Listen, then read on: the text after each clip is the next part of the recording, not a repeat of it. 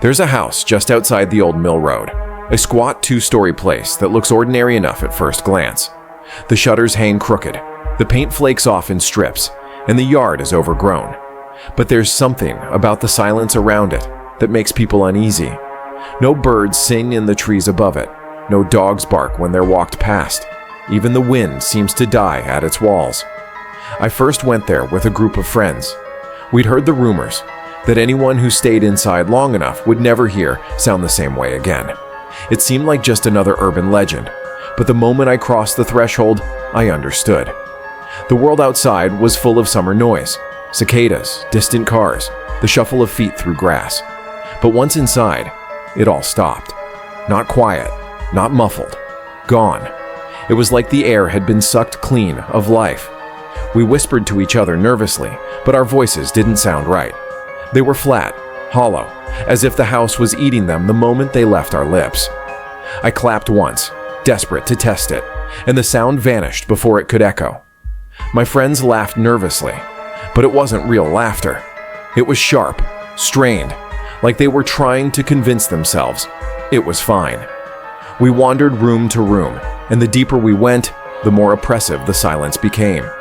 My ears rang, desperate for noise, my brain screaming for sound to fill the void.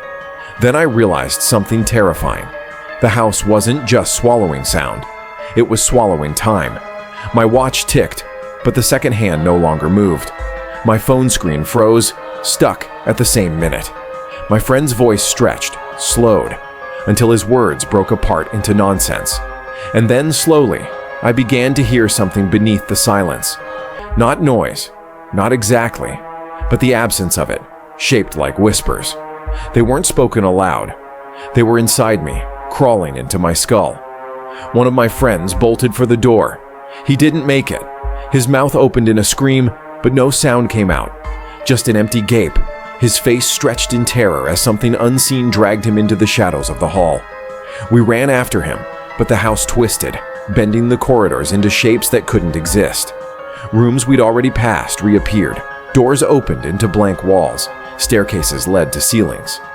I don't remember how we escaped.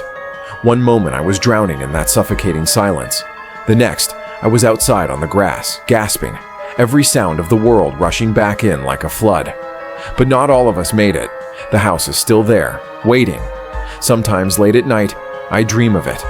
In those dreams, there is no noise, no world, only that endless, suffocating void. And I know, if I ever step inside again, it will finish what it started. Because that house doesn't just swallow sound, it swallows you.